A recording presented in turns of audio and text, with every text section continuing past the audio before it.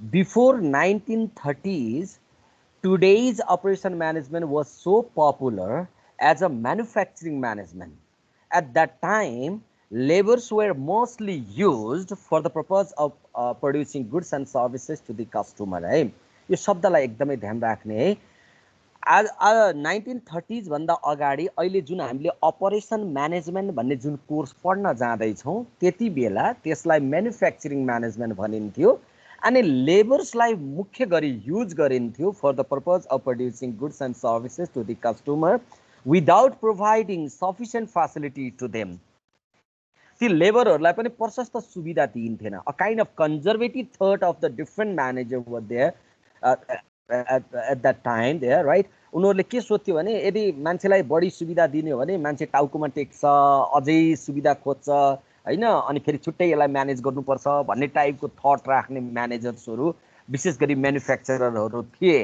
त्यही भएर लेबरलाई युज गरेर प्रोडक्ट एन्ड सर्भिस बनाउने तर सुविधा लेबरलाई दिइन्थेन प्रशस्त, त्यति धेरै बोल्ने राइटहरू पनि थिएन। यो भन्नुको अर्थ सबै वर्ल्ड वाइज रूपमा त्यस्तो थियो भन्न खोजे होइन, केही कम्पनीको त राम्रो पनि थियो।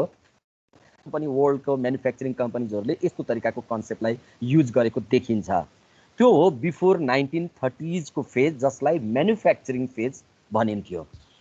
अब आएर 1930s to 1970s जुन पिरियड रह्यो, it was started to call as a production management phase.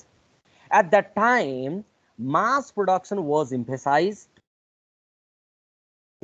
धेरै उत्पादन गर्ने कुरालाई बढी जोड दिइन्थ्यो, producing goods and services rather than the labour. जब 100 जना लेबरले गर्ने काम एउटा मेसिनरीले गर्छ भने why not machinery, let's use machinery भन्ने टाइपको थट त्यति बेला एकदमै पपुलर थियो।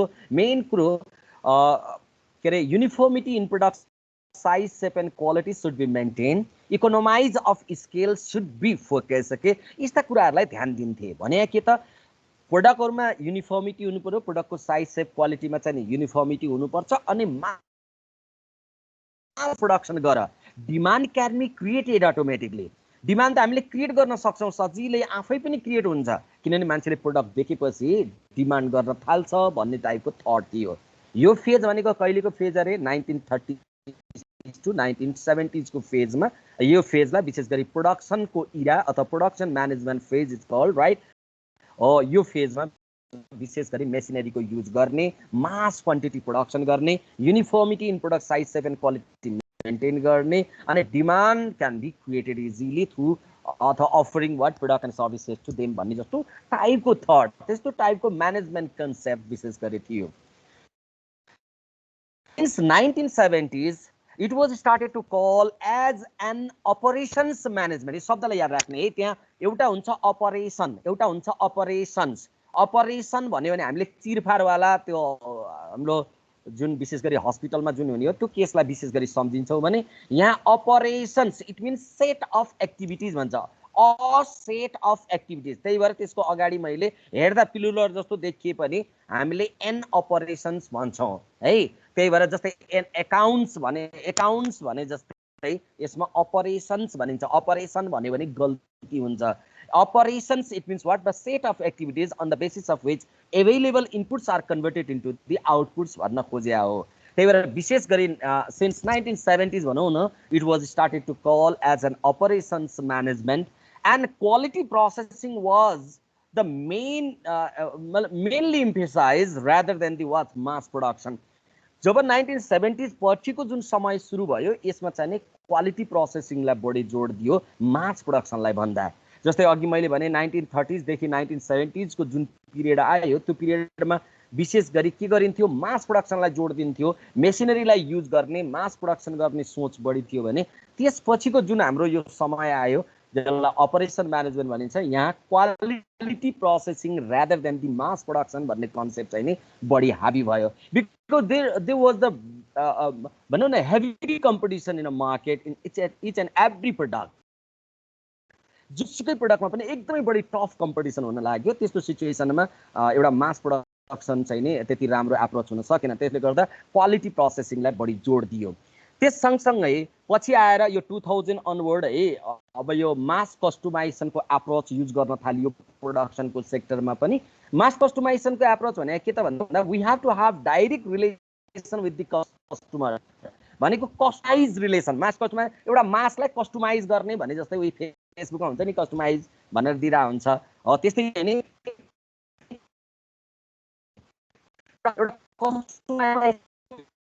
दिएर अथवा रेडियोबाट एफएमबाट फुके हुँदैन। अब हामीले जति सक्यो हाम्रो कस्टमरसँग डाइरेक्ट एउटा रिलेसनमा रहनुपर्छ, रिलेसन मेन्टेन गर्नुपर्छ, टचमा रहनुपर्छ भन्ने जस्तो टाइपको थटहरू डेभलप भयो। मैले विद्यार्थी भाइ बहिनीहरूलाई एउटा सानो इक्जाम्पल मेरो आफ्नै सुनाउन चाहेँ। मैले 2-3 वर्ष अगाडि सुजुकीबाट एउटा सुजुकीको सोरुमबाट भनौँ न थापाथलीबाट मेरो लिनु दिनु केही पनि छैन कि किनभने तपाईँले फाइनान्स स्ट्यान्डर्ड चार्टर्ड ब्याङ्कबाट गरेँ है। अब स्ट्यान्डर्ड चार्टर्ड ब्याङ्कले पैसा उताको तिर्दिसक्यो। अब मेरो त्यहाँ थापाथलीसँग कुनै सरोकार छैन। अब 2.5-3 वर्ष यता चलिरहेछ तर पनि अहिले पनि थापाथलीमा त्यहाँ सोरुमबाट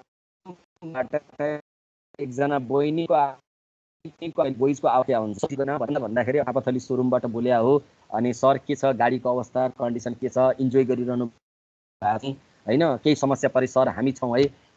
सरले किन सर अचल समय निकाल्नु भएन त हामीलाई चटक्कै बिर्सिनु भयो सर, यसरी मार्नुहोस् न, यसो कहिले काहीँ थापाथलीतिर समय मिलाएर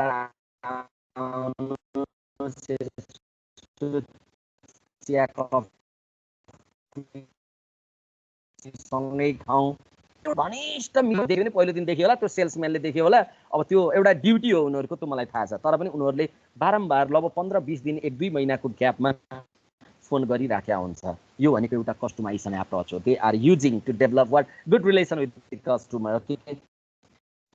एउटा राम्रो रिलेसन डेभलप उनीहरूलाई थाहा छ नि भा मेरो बानी थाहा छ, यसले यतिवटा कलेजमा पढाउँछ, 7-8वटा कलेजमा पढाउँछ होइन, यसको यस्तो बानी छ, यससँग यत्रो यसको सर्कल यस्तो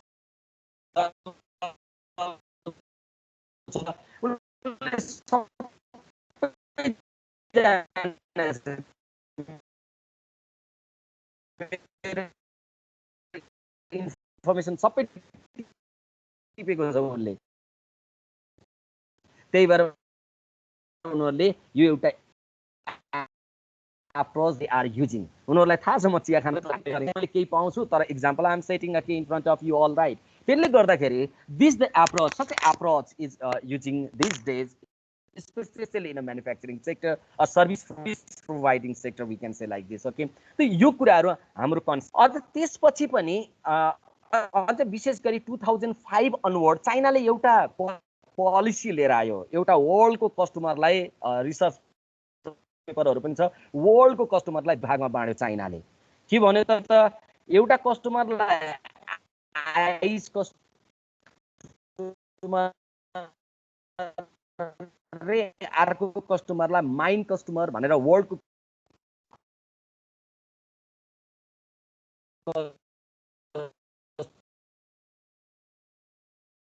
कस्टमरलाई दुई भागमा डिभाइड गरिदियो चाइना। The customers normally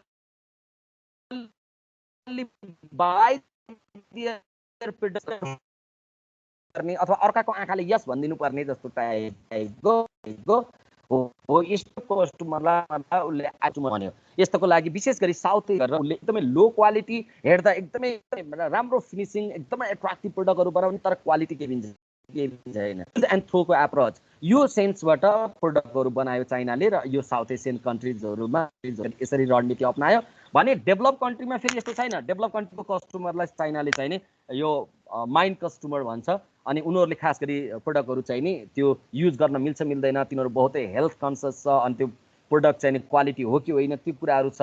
कतिपय गभर्नमेन्टले पनि जस्तो प्रकारले त्यस्तै प्रोडक्ट बेच्न दिँदैन, खास गरी सेलरहरूलाई। त्यो एकदमै प्रोडक्टहरू जापानमा पनि छ, चाइनाको प्रोडक्टहरू युरोपमा पनि गएको छ, इभन अमेरिकामा पनि गएको छ। त्यहाँ गएर चाइनाको प्रोडक्ट हामी जे किन्छौँ त्यो प्रोडक्ट र यता साउथ एसियन कन्ट्रिजहरूमा आउने प्रोडक्टमा धेरै फरक छ भने एकदमै फरक। उता जाने प्रोडक्टहरू एकदमै क्वालिटी प्रोडक्टहरू नै छ, चाइनामा राम्रो प्रोडक्ट बन्छ भन्ने नै मार्केट त्यो बनाएको छ भने यतातिर चाइनाको प्रोडक्ट सस्तो हुन्छ, एकदमै एट्र्याक्टिभ हुन्छ हैन, युज एन्ड थ्रो भन्ने जस्तो तरिकाबाट यसरी लिएर आयो। अनि हामी सबैलाई थाहा छ हाम्रो नेबर कन्ट्री वर्ल्डमै चर्चित छ विशेष गरी म्यानुफ्याक्चरिङको सेक्टरमा हैन। हुन त इन्डिया पनि हो, अब अहिले कोरोनाले धेरै एउटा थला पारिदियो, त्यो अलग कुरा भयो, तर नर्मल्ली भनौँ न चाइना चाहिँ बहुतै अगाडि छ। यस्ता कन्सेप्टहरू विशेष गरी यो अपरेसन म्यानेजमेन्टको फिल्डमा मैले एउटा यो ब्याकग्राउन्डमा यो हामीलाई इक्जाममा लेखिहाल्नुपर्ने कुराहरू होइन कि मैले खालि यसको महत्त्वलाई मात्रै झल्काउँदैछु भाइ बहिनीहरूको अगाडि।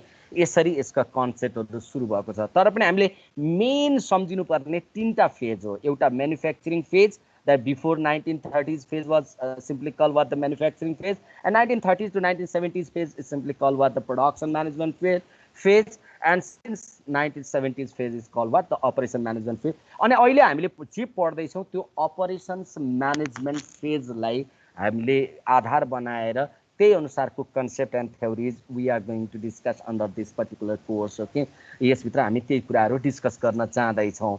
is all about the importance or the एउटा background of the operations management. अब अपरेसन म्यानेजमेन्ट हो के त, यसभित्र के चिज हुन्छ त, यसका कुरालाई पनि थोरै हामीले बुझ्ने कोसिस गरौँ है।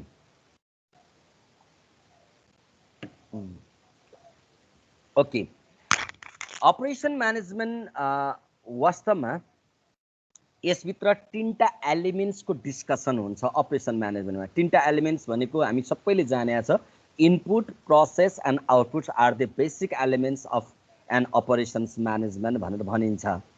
यसभित्र पनि यो 3टा एलिमेन्ट्समा पनि मेन फोकस अपरेसन म्यानेजमेन्टको भनेको प्रोसेसिङसँग सम्बन्धित छ। त्यही भएर अपरेसन म्यानेजमेन्टलाई डिफाइन गर्दा पनि के भनिन्छ, operation management is the set of activities or the process on the basis of which available inputs are converted into the what outputs, but output must be of what customer desired भनिन्छ, or the customer को expectation अनुसार, customer को desire अनुसार, need अनुसारको हुनुपर्छ भनिन्छ। यसको main focal point भनेको प्रोसेसिङ हो त्यो 3टा एलिमेन्टमा पनि।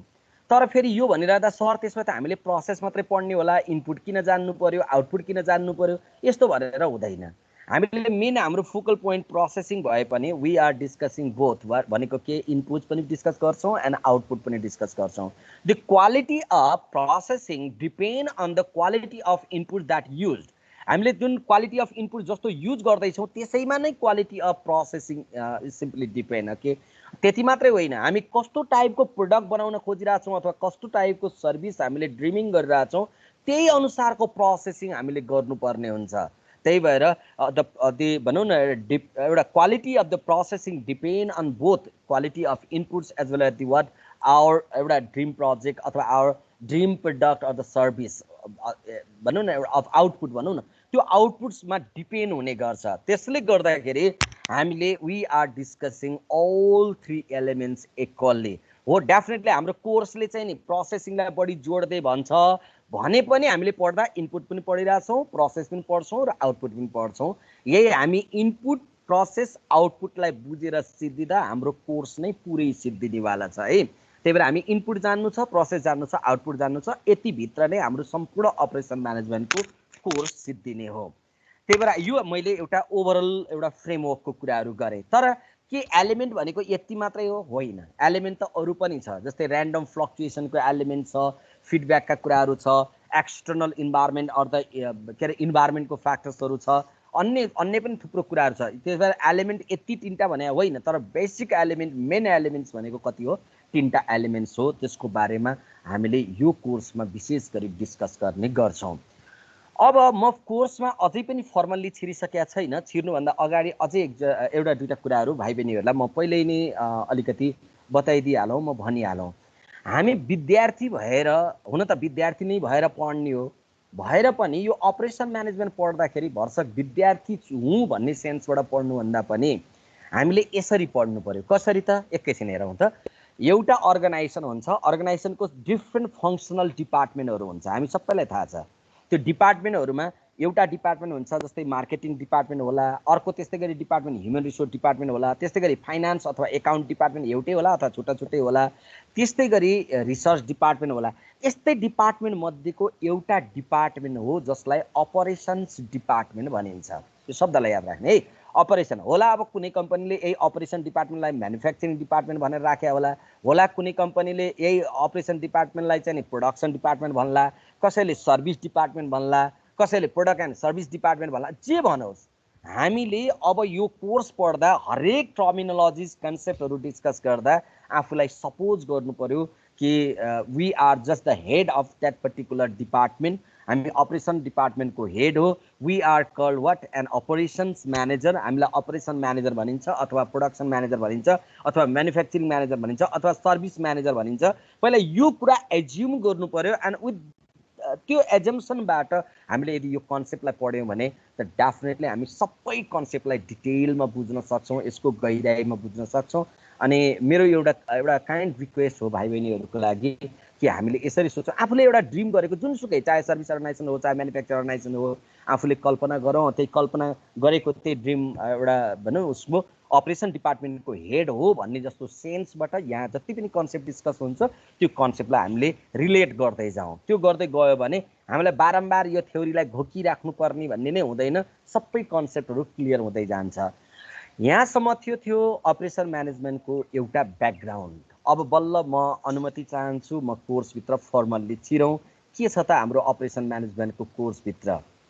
मलाई खुसी लाग्छ जे होस् हाम्रो क्लासमा अहिले 26 जनालाई देखाइराखेको छ। यही बेलामा म एटेन्डेन्स लिइहालौँ किनभने एटेन्डेन्स मैले सबमिट गर्नुपर्ने हुन्छ। एकचोटि म सुरुमा क्लास सुरु गर्नुभन्दा अगाडि एटेन्डेन्स लिएको हुन्छु। एकचोटि क्लास लगभग सिद्धियो भनेपछि एकचोटि एटेन्डेन्स ल्याए हुन्छु है। दुईचोटि मैले एटेन्डेन्स ल्याए हुन्छु। भाइ बहिनीहरूलाई रेकर्ड गर्न मन लाग्यो भने रेकर्ड गर्दा हुन्छ अथवा सर हजुरले रेकर्ड गरिदिनुहोस् भनेर मलाई भन्दा पनि हुन्छ। म कहिलेकाहीँ बिर्सिन्छु है, त्यस्तो हुनसक्छ, रेकर्ड गर्न मिल्छ। अब कतिपय इक्जाम्पलहरू हुन्छ, मैले कतिपय पर्सनल इक्जाम्पलहरू सेयर गरे हुन्छु, हालाकि रेलेभेन्ट नै हुन्छ तर सुन्दा कस्तो कस्तो लाग्ने तर सही नै हुन्छ, फेरि त्यस्तो कुराहरू पनि हुन्छ। त्यस्ता कुराहरूलाई माइन्ड गरिदिनु भएन है। अनि केही कुरा नबुझेमा सर मलाई त यो कुरा आएन भनेपछि अनि मैले त्यसलाई डिटेलमा अरू के गर्न सक्छु त्यो म गर्दै जान्छु। त्यही भएर हाम्रो अनलाइन पढाइ भए पनि हामी एकदमै आफ्नो तर्फबाट बेस्ट कोसिस गरौँ, विद्यार्थीको साइडबाट पनि र मेरो साइडबाट पनि कि यसलाई एकदमै राम्रो बनाउने कोसिस गरौँ है त। Okay, with this word, I would like to start my presentation here. Okay, my presentation la agadi badau. Sharing tira chau.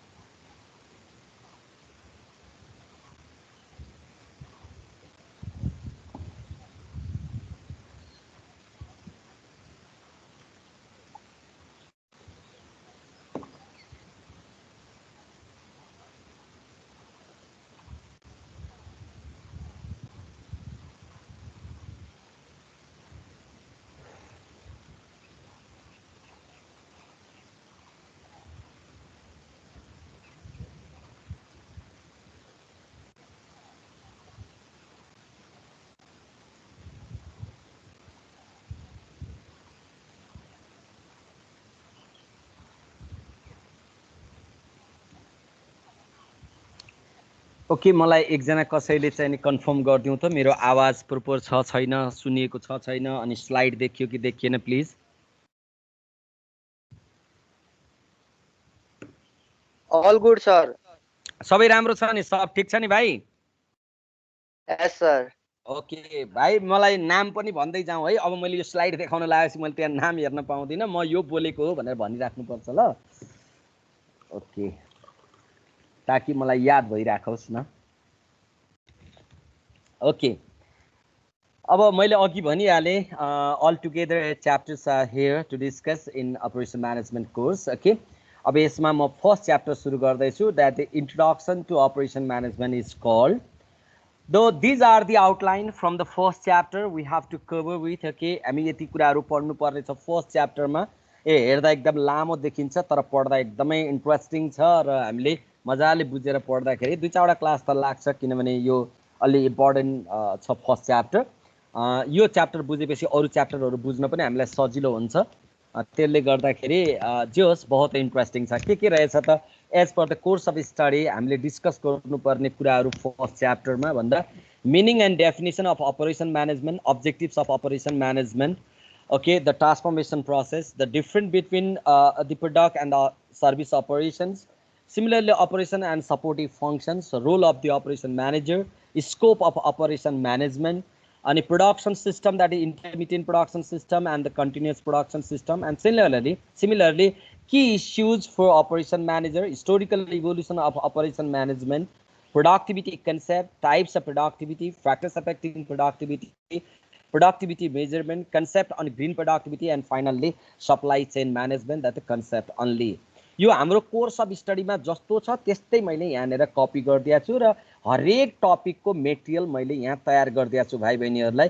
विशेष गरी यो लकडाउनको बेलामा अब हामीसँग किताब पनि नहोला अनि कहाँ पढ्ने के पढ्ने होला भन्ने सोचेर मैले सबै डिटेलमा स्लाइड तयार गरिदिएको छु। यो स्लाइड क्लासमा फिजिकल क्लासमा म कहिल्यै स्लाइड हेरेर पढाउँदिनँ है, मेरो सबै लाइभ क्लास जाने हो।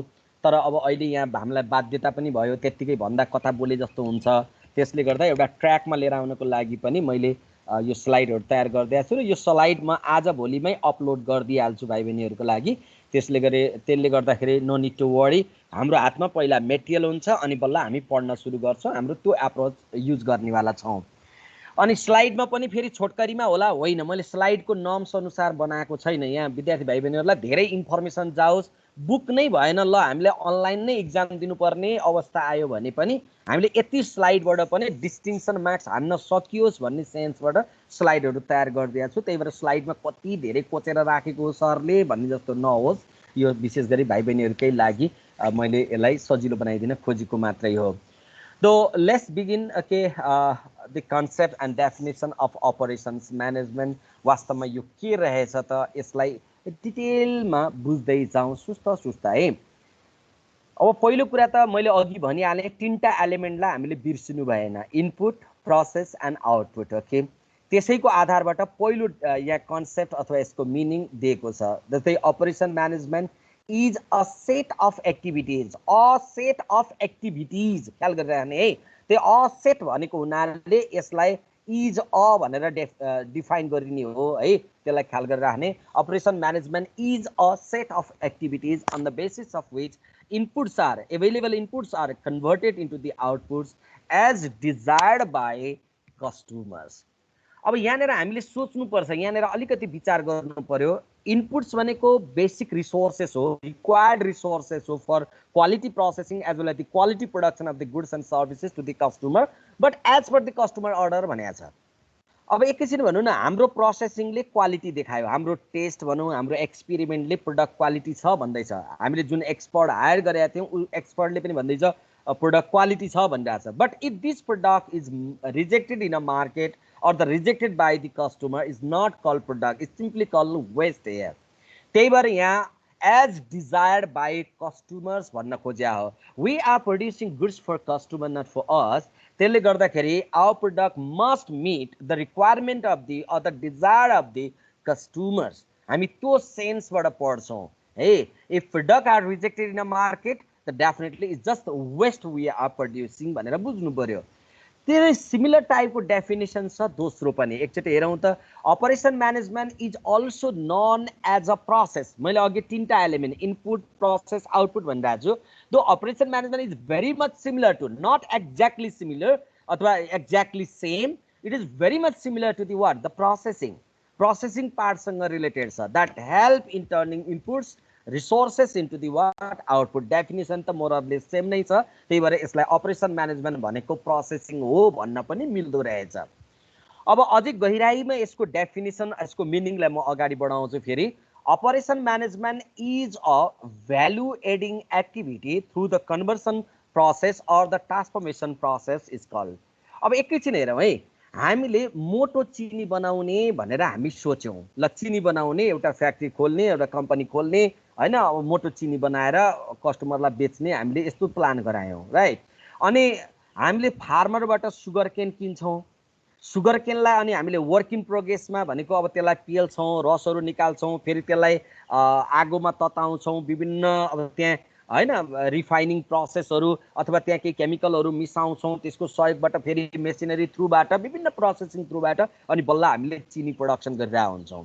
त्यसले गर्दा सुगर केनको भ्यालु सुरुमा जति थियो फार्मरबाट किन्दा त्यसमा हाम्रो के लाग्यो त भन्दा हाम्रो मेन पावर लाग्यो, हाम्रो त्यहाँ फन्ड लाग्यो, त्यहाँ हाम्रो इफोर्ट लाग्यो, त्यहाँ हाम्रो मेसिनरीको युज भएको छ, त्यहाँ हाम्रो के अरे हाम्रो ल्यान्डमा अथवा हाम्रो बिल्डिङको त्यहाँ सपोर्ट युज भएको छ। ती सबै थ्रुबाट जुन बनेको चिनी हो द डेफिनेटली चिनीको भ्यालु हैन just will be more than that of what the sugar cane that purchase right from the farmer हो। त्यसैलाई भने हो भ्यालु एडिङ एक्टिभिटी। त्यही भएर अपरेसन म्यानेजमेन्टमा how we can add value भन्ने कुरा विशेष गरी ट्रान्सफर्मेसन प्रोसेसबाट गर्ने गरिन्छ। यसरी डेफिनेसन कन्सेप्टलाई बुझ्दा पनि भइहाल्यो। अब योभन्दा पनि अझ गहिरो र बहुतै इन्ट्रेस्टिङ टपिक अब अर्को आउँदैछ कन्सेप्ट, यसलाई ध्यान राखौँ है। Operation management is also a value creating activity through understanding, matching or managing 4 rights. 4 वटा राइटलाई म्यानेज गरेर हाम्रो यो भनेको भ्यालु क्रिएट गर्ने एक्टिभिटिज हो भनेर भन्छ। त्यो 4 वटा राइट भित्र के पर्दो रहेछ? First right product or the right service, second right time or the timing, third right approaches or the methods, and finally right customers. The 4 right there. त्यो हामीले भ्यालु क्रिएट गर्ने एउटा त value addition through the transformation process भन्यो माथिको डेफिनेसनले कन्सेप्टले। अनि तल आएर के भनिरहेको छ is just the value creating activity understanding or matching were the 4 right. त्यो 4 वटा राइट्समा right product, right service, right time, right timing or the timing भनौँ, अनि right approach or the method भनौँ, अनि राइट कस्टमर्स भनौँ। अब यहाँ विद्यार्थी भाइ बहिनीहरूले बुझ्नुपर्ने कुरा हो के हो त भन्दाखेरि if we are in a today's business environment, if we are fail to create value of our product and customer on the mind of the customers, right, then definitely we have to suffer. We are not successful. हामी यदि त्यो गर्न सकेनौँ, if we are unable to create value on our product and services or the company, it means what we have to suffer in days to come. For creating value, we must be able to match what for right. हामीले यो 4 वटा राइटलाई match गर्न सक्नु पर्यो। भनेको right product के हो, right service के हो, पहिला यसलाई हामीले डिफाइन गर्न सक्नु पर्यो। एन्ड राइट टाइम के हो त हैन, त्यो टाइमिङ के हो, कति बेला प्रोडक्सन गर्ने हो, कति बेला कस्टमरलाई अफर गर्ने हो। The timing is very important to create the value. And similarly right approach, we must be able to what we must be able to use what the right approach to deal with our customer, right approach to what manufacture our product and services. Okay, if we are fail to use what right approaches to manufacture goods and services, definitely we will not be able to create the value on our product and services. त्यसले गर्दाखेरि right approach जान्नु पर्यो। अनि अर्को हु are the right customers. यो 4 वटा कुरा। अब मैले भाइ बहिनीहरूलाई यहाँ अर्को कुरा भन्दैछु, फेरि इम्पोर्टेन्ट कुरा। अघि मैले एउटा सेन्टेन्स भनेको थिएँ, हामीले इनपुट प्रोसेस र आउटपुट पढेर भ्याउँदा हाम्रो कोर्स नै सिद्धिन्छ। त्यसमा यो पुरै कोर्स सिद्धिएर हामीले बुझ्ने कुरा कतिवटा रहेछ त भन्दा 3टा, इनपुट प्रोसेस आउटपुट 3टा हो भनेर बुझ्दा पनि भयो। यसलाई अझ डेप्थमा यसलाई अलिक गहिररी भन्दाखेरि, अझ स्पेसिफिक भएर भन्दाखेरि 4 वटा राइटलाई बुझ्नु नै अपरेसन म्यानेजमेन्ट बुझ्नु हो। त्यसमा 4 वटा राइट भित्र के पर्यो? एउटा right product and the right service के हो यो बुझ्नु पर्यो, right time or the timing के हो, राइट अप्रोच अर मेथड के हो, र राइट कस्टमर के हो। यही 4 वटा राइटको स्टडी नै अपरेसन्स म्यानेजमेन्ट हो, on the basis of which what just the value of our product and services are created. कि यही कन्सेप्ट हामीले यहाँनिर बुझ्नुपर्ने। अब म विद्यार्थी भाइ बहिनीहरूलाई अलिकति हाम्रो इन्टरेक्सन होस् भन्नका लागि म सुस्त केही सामान्य कुराहरू सोध्दै जान्छु। जाने पनि नजाने पनि बोल्न अति आवश्यक छ है, ख्याल राखेर, नत्र भने यो मजा आउँदैन यस्तो क्लासहरूमा। के लाग्छ भाइ बहिनीहरूलाई यहाँनिर जुन राइट प्रोडक्ट राइट सर्भिस भनेको छ नि, यो के भयो भने प्रोडक्ट अथवा सर्भिसमा के भयो भने यसलाई राइट भन्न खोजेको होला, अथवा कस्तो प्रोडक्टलाई राइट भन्न खोजेको होला जस्तो लाग्छ? प्लिज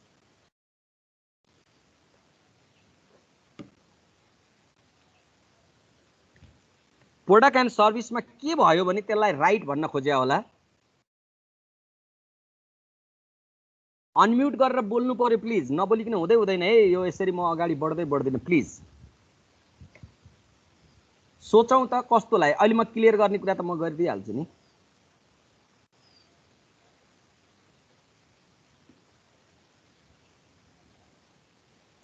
मेरो आवाज त सुनिएछ नि कि आवाजै नसुनेर हो?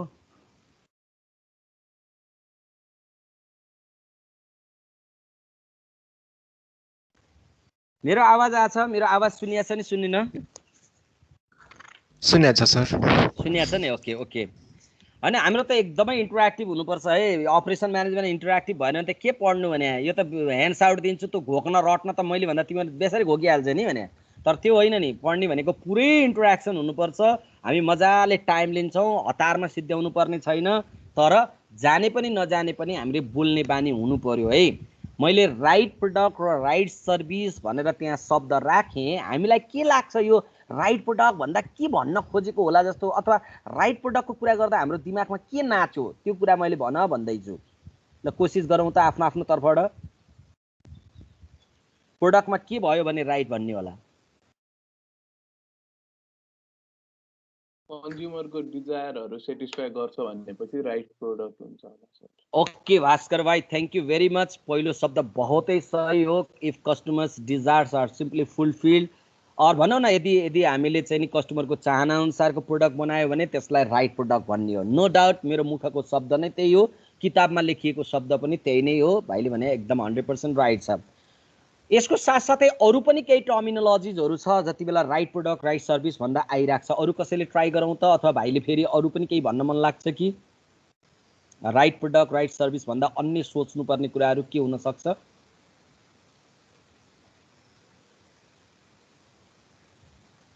Sir, features and functions of the product Yeah, to meet the absolutely customer right. needs. हो या कस्टमरको चाहना अनुसारको प्रोडक्ट फिचर्सहरू छ भने पनि त्यसलाई हामीले राइट प्रोडक्ट भन्न मिल्छ। या रुपेश भाइलाई पनि धेरै धेरै धन्यवाद, thank you very much. Okay, आफ्नो कुरा सेयर गरेकोमा। अहिले म करेक्ट गर्ने काम म फर्दर म गरिहाल्छु, तर यहाँ हाम्रो डिस्कसन चाहिँ नि गराउनु पर्यो कि, त्यो कारणले हो। अरू कसैको मनमा अरू केही छ कि? Right product and right service भनेपछि कस्तो के हुनुपर्छ होला? बोल्न चाहिँ नि पर्यो। मलाई सही answer, I am not expecting right answer. Okay, right answer के हो त त्यो त मलाई पनि थाहा छैन यार। यो त हामीले राइट बनाउने हो। म अहिले भन्छु कसरी राइट, के भन्न खोज्या हो सरले, फेरि सरलाई नै थाहा छैन नि के पढाउने हो भन्ने होला नि त। फेरि हाम्रो त पहिलेदेखि रटिरहेको पुरा चट्ट सेन्टेन्स बोल्ने बानी हुन्छ, त्यसले गर्दा त्यस्तो बोलिन्छ। तर छिटै नबोल्नु ल, आरामसँग भनौँ त। Right product and right service भनेपछि अरू कुन टर्मिनोलोजी, के चिज दिमागमा अझै हान्छ ठ्याक्क? दुईजनाले भनेको राइट छ सर। क्वालिटी हुनुपर्छ। Okay, absolutely right. यो पनि मेरो एकदमै मुखको शब्द चिनियो। प्राप्तिलाई पनि धेरै धेरै धन्यवाद। ओके, अब म धेरै समय नलिउँ।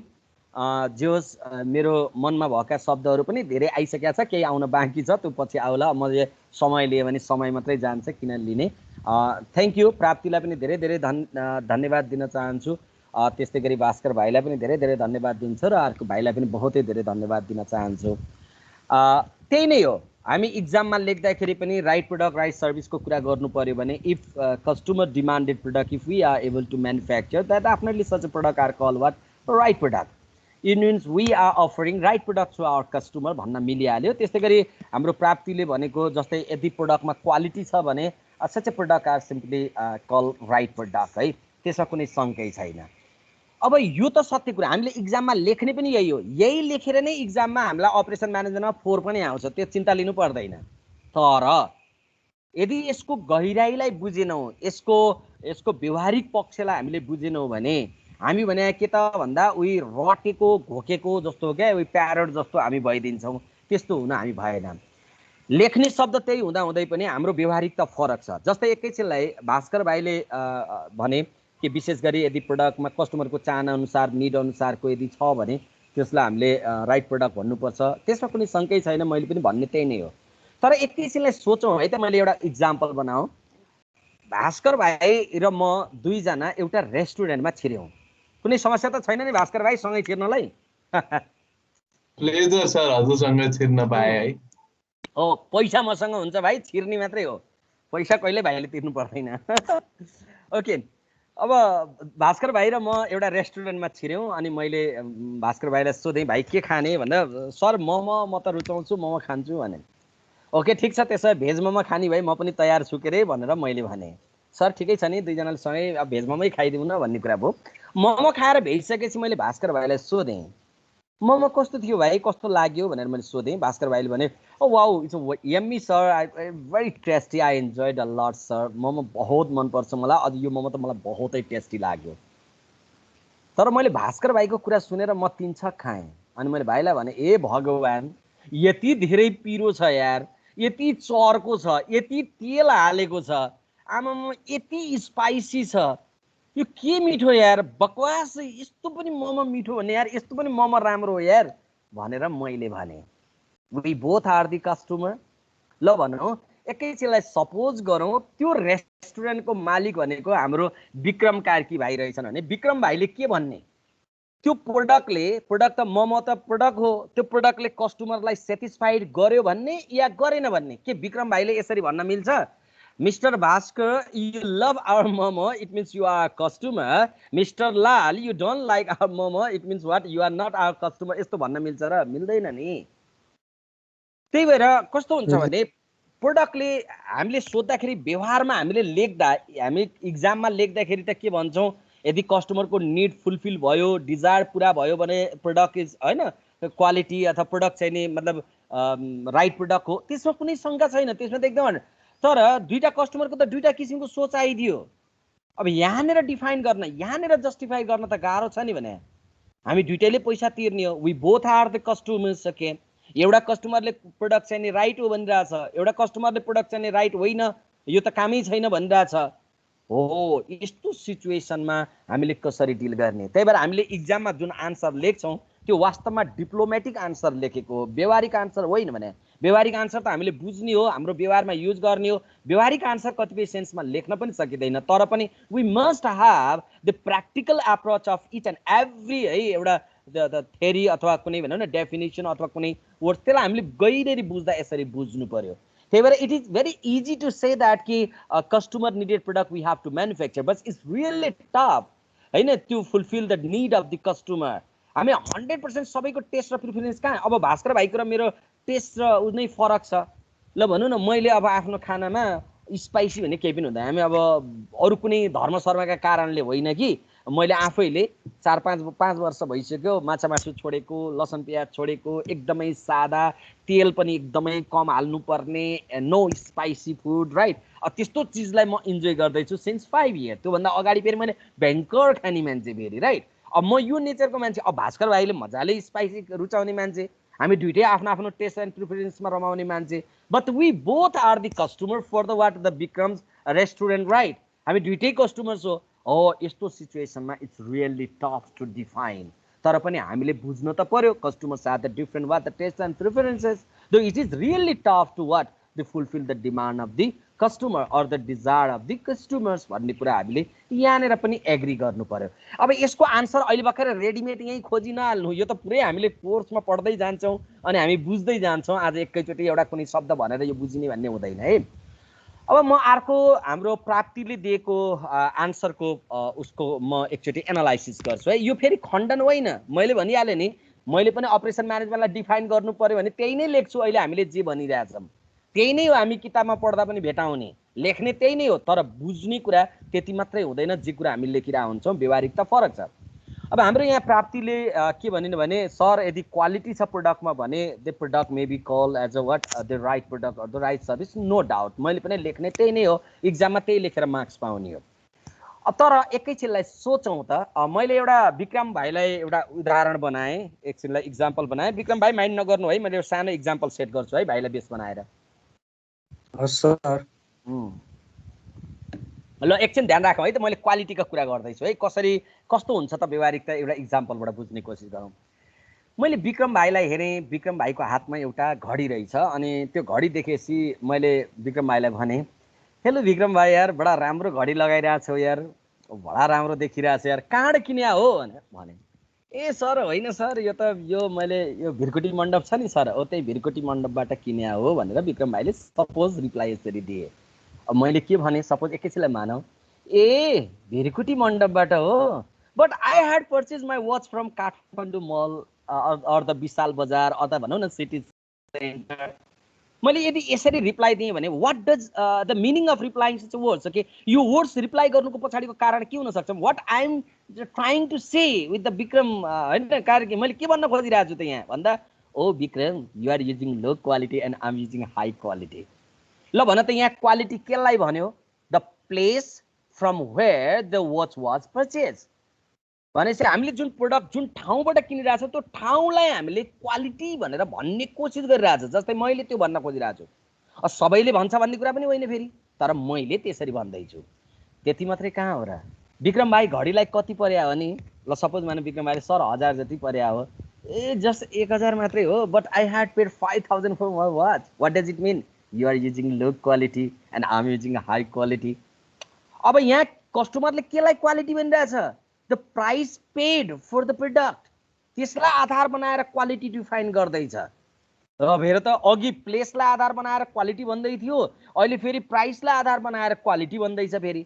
त्यति मात्रै कहाँबाट यार विक्रम भाइ कति भयो यार यो घडी किनेको कति साल भयो के भयो ए होइन सर कहाँ साल हुनु भने बल्ल 6 महिना भयो 6 महिना अगाडि किने हो ए 6 महिनामा हेर न अलिकति डिस्कलर पनि हुन थालिसकेछ बस आई एम युजिङ के अरे since 5 years I'm using this watch still हेर न कस्तो राम्रो छ what does it mean you are using low quality and I'm using what the high quality अब यहाँनेर केलाई क्वालिटीको डिटर्मिनेन्ट बनायो फेरि यहाँनेर कस्टमरले भन्दाखेरि टाइमलाई अथवा ड्युरेसनलाई त्यो पिरियड हामीले कति समय प्रोडक्टलाई युज गर्यौं त्यसको बेसिसबाट उले भन्दैछ कि यो प्रोडक्ट क्वालिटी हो यो प्रोडक्ट चाहिँ लो क्वालिटी हो भन्दैछ अनि त्यति मात्रै कहाँ हो र मैले अझै सोध्दै गएँ विक्रम भाइ दिस यो branded watch I don't know, sir. Sorry, sir.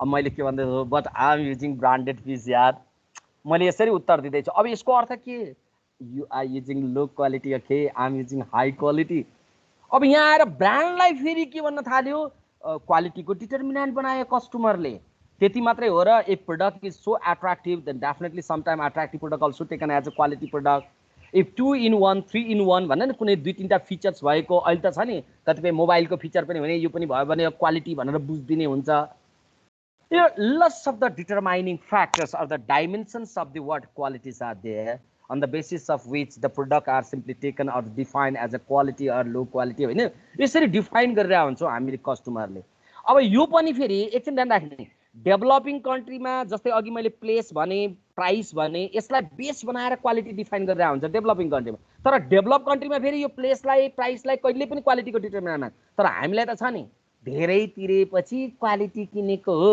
भन्ने हाम्रो त थर्ड यस्तो छ नि त फेरि हैन त्यो ठाउँबाट किनेपछि क्वालिटी होला मैले हाम्रै शंकरदेवको बीबीए पढेको एकजना भाइको म एउटा एक्जाम्पल शेयर गर्छु म नाम लिन चाहन्न किनभने बिजनेससँग रिलेटेड कुरा भयो आजभन्दा लगभग 3-4 वर्ष अगाडि भनौं न काठमाडौँ मलमै एउटा पसल खोले भाइले अनि यस्तै मैले पढाएको विद्यार्थी अनि उनले सर लालु sir please you must come here है सर ओपनिङमा जसरी पनि आउनु है सर प्लिज हजुरको ब्लेसिङ्स आई एम एक्सपेक्टिङ भनेर पुरा रिक्वेस्ट इन्भिटेसन कार्डदेखि लिएर दुनिया भयो हुन्छ भाइ म आउँछु तर म आउँदा चाँडै आउन पाउँदिनँ अब केएनकेमा 4:30 बजेसम्म क्लास छ क्लास सिद्ध्याएपछि र डेफिनेटली म 5 बजे 5:30 बजेतिर आइपुग्छु है भाइ भन्दा नेभर माइन्ड सर जति बेला भए पनि तर सर आइदिनु चाहिँ नि पर्यो भाइले यही भने हुन्छ भने अनि काठमाडौँको 4थो तलामा रहेछ अब अहिले त के छ मलाई आई डोन्ट नो अनि म त्यहाँ पुगिसकेपछि अब मैले टीका लगाइदिए अब मेरो तर्फबाट दिनुपर्ने ब्लेसिङ्सहरु दिए भाइले मलाई लड्डु खुवाए अनि त्यहाँ चिया मगाए चिया पनि सँगै बसेर खाइयो अब एउटा हाम्रो नर्मली एउटा कल्चर छ नि ओपनिङ डेमा यदि हामी गछौं भने र किन्न मिल्छ भने केही चीज किन्ने भन्ने अनि मैले के सोचे भने एउटा केही चीज त किन्दिउँ अब गइया छ भनेपछि अनि मैले एउटा केही के पाइन्छ भनेर यसो सर घुमे त्यहाँ खास गरी जिन्सको कपडाहरू थियो है ज्याकेटहरू प्यान्टहरू अनि ज्याकेटहरू राखेर रहेछ केही सर्टहरू राखेर रहेछ चेक सर्टहरू आदि इत्यादि तर खासै मलाई एकदमै किनौँ जस्तो लाग्ने त केही पनि थिएन तर पनि एउटा ओपनिङमा एउटा बोनी गर्दिउँ भन्ने जस्तो हुन्छ भन्ने सोचेर अनि मैले एउटा प्यान्ट छाने त्यो खास गरी त्यो अलिकति के भन्छ यार स्ट्रेचिङ टाइपको के अलिकति तन्किने टाइपको हुन्छ नि त्यो अनि चुजी टाइपको जिन्स तर तन्किने टाइपको हुन्छ नि हो त्यस्तो मैले कहिले लगाएको थिएन हैन तर मैले अब त्यही किन्ने एउटा निर्णय गरेँ अब त्यहाँ रेट सेट केही लेखेको थिएन अनि मैले लिएर ल भाइ यसको कति हो भनेर मैले पैसा दिन खोजेँ दिँदाखेरि भाइले आफैले मैले त्यहाँ अरु केही भने छैन भाइले आफैले के भने सर यसलाई हामी मैले बेच्दा त अब यहाँ 2400 मा बेच्ने हो सर तर अब आफ्नै गुरुसँग अब त्यत्रो लिन भएन सर, मैले सामान्य नोमिनल प्रफिट राख्छु सर, अनि म सरलाई दिन्छु नि भनेर भने। होइन त्यस्तो गर्नु पर्दैन, मसँग पैसा फालाफाल भएकै टिचर हो, मैले कमाएको छु, अब भाइको एक दिन यसो बोहनी गराइदिएर चाहिँ नि के फरक पर्छ र, अब यो किनेर के फरक पर्छ, भाइको प्रफिट नै होस् भन्ने चाहन्छु म आज मबाट भनेको। होइन सर प्रफिट त मैले लिन्छु, थोरै लिएकै हुन्छु, सरले त्यसो गर्नु पर्दैन, सर मलाई 1900 दिनुभए हुन्छ सरले भन्ने कुरा भयो। ठिकै छ नि भने मैले 2000 रुपियाँ दिएँ, भाइले 100 रुपियाँ मलाई फिर्ता दिए अनि प्लास्टिकमा हालिदिएँ, अनि म एकछिनपछि गफ गरेर तल झरेँ। हुन त नर्मल्ली मेरो त्यस्तो नेचर त केही होइन, तर ठ्याक्क काठमाडौँ मलको तलपट्टि त्यो गल्लीबाट यसो भित्रपट्टि निस्किन्छु भनेको न्यु रोडतिर जाने ठाउँमा ठ्याक्क त्यो त्यहाँ केही दिदीहरूको पसलहरू छ क्या, सानो सानो टहरा जस्तो छेउमा राखेको, त्यहाँनिर नजर गइहाल्यो, त्यो मलाई खास पनि होइन नि, त्यो हेर्दै जाँदा त्यस्तै देखेँ, त्यस्तै जस्तो लाग्यो। अनि मैले यसो हेरेँ स्टेट, अनि दिदी यो प्यान्टलाई कति हो भनेर सोधेँ, त्यहाँ प्यान्ट नै झुलिएको थियो, त्यस्तै नै सेम थियो। अनि म दिदी बस्नु भएको थियो, दिदी के हो यो प्यान्टलाई भन्नु, भाइ अब 1100 भनिन्छ के हामीले भन्नुभयो, एकचोटि निकाल्नुहोस् न हेर्न त मिल्ला नि भने मैले। अनि उहाँले हुन्छ किन नमिल्ने भनेर निकाल्नुभयो, अनि यसो हेरेँ सबै त्यस्तै छ। अनि मैले त्यो मेरो प्लास्टिकबाट त्यो प्यान्ट पनि निकालेर दिदी यो प्यान्ट र यो प्यान्ट एउटै हो भनेर मैले सोधेँ। उहाँले एकैछिन हेर्नुभयो भित्र बाहिर, अब त्यो हेरेपछि एउटै हो भाइ, अब यहाँ खासै केही फरक छैन, हामीले एकै ठाउँबाट उठाउने हो, क्या भाइले माथिबाट किन्नुभयो होला, महँगो पऱ्यो होला नि त भाइको। होइन होइन मैले एकदमै सस्तो लिएर आएको छु दिदी, अब त्यो त्यहाँ मेरो आफ्नै भाइले खोलेको थियो, त्यसले गर्दा भाइले मलाई प्रफिट ल्याएको छैनन्, मैले अझै एउटा अलिकति फरक कलरको रहेछ भने अझै एउटा लिउँ कि भन्ने सोचे हो भनेर म त्यहाँ भाषा मात्रै मिलाएँ त्यहाँ। त्यो भएपछि हुन्छ नि भाइ लिनुहोस् न, बरु म केही मिलाएर दिउँला, त्यहाँ ल्याउनु भयो ल, जति ल्याउनु भयो त्यहाँ लिएर जानुहोस् भन्ने कुरा गर्नु। त्यस्तो कुरा हुँदैन, म माथि कुरा गर्दिनँ, तपाईँले कतिसम्म दिन मिल्छ दिनुहोस्, म चाहिँ नि एउटा लिइदिन्छु भनेर भने। अनि उहाँले बोनीको समय भाइ अब मैले खासै फाइदा केही लिन्न, ल म त्यसपछि तपाईँसित बार्गेनिङ पनि गर्दिनँ, 900 रुपियाँ दिनुहोस् न भाइ भनेर त्यो दिदीले मलाई भन्नुभयो। अनि म मुस्कुराउँदै यसो गर्नु न दिदी, अब मैले मेरो लागि लिइसकेँ, मेरो छोरा चाहिँ नि अलिकति मभन्दा पातलो र अल्को छ, त्यसलाई मिल्ने अलिक पातलो साइजको एउटा अर्को निकालेर मलाई दिनुहोस्, यो अलिक साइज ठुलो होला भने मैले अर्को प्यान्ट लिएँ अनि हिँडेँ। अनि म जिन्दगी त्यो भाइको पसलमा कहिले पनि छिरिनँ।